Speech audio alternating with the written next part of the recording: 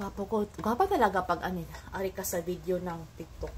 TikTok din yung may video ha. Ayaw yung mo tuoan sa personal. Ang tiyan. Kaya ang TikTok video man good, napaka-enhance na siya. Pero sa original na video, kini makakita man ni din.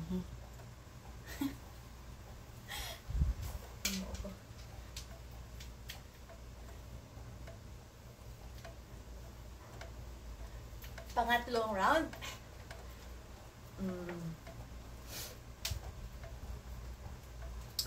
Anasang nabang nakabanakag foreigner. Mga foreigner. Hamang klaseng foreigner. Basta labas ka na sa country sa Pilipinas, ang tawag na foreigner na. Pasur-sur sad na, pero diri sa ako ang lugar na gipuy-an. Pasur-sur tirapod. Ambot. Naapot siguro yung surtihan, naapot siguro yung dili, napoy dato, napoy pobre, pero sa kung hibawaan dire, ano na sila kagalinong tradisyon, sabihin ko basta, manana, dato for dato, pobre for pobre, middle class for middle class.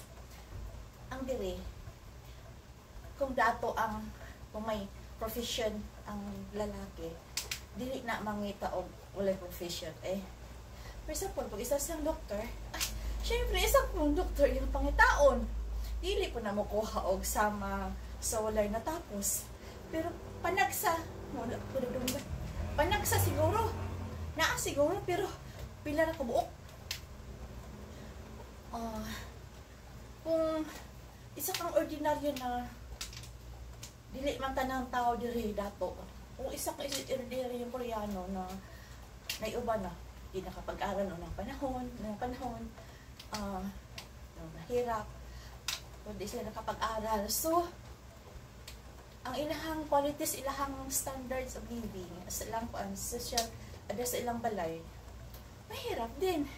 Pero kasagaran lang good, mas daghan ang nasa middle, at saka sa baba. At saka daghan po ang mayaman. So, ang ako na-observeran diri, for mayaman. Kaya kung ikaw isang mayaman, for example, diri sa Korea na ay isang malaking company na ang pangalan ay S. Ang isa, anak niya ay babae.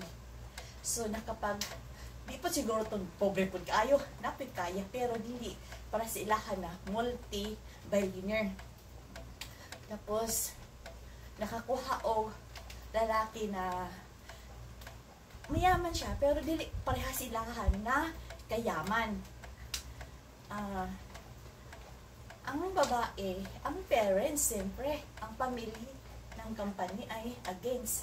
So, ang nangyari, like ang babae, na-disappear siya sa kalibutan. Ay, wala siya tugtis iyahang pamilya na makapag-asawa ng isang ordinaryo na tao. Ganon. Di ingon nga super emotional ta na dato para ako makakaong dato dili kay ngano ang against ako kadtong kuan pamilya. Pero na siguro pero panagsara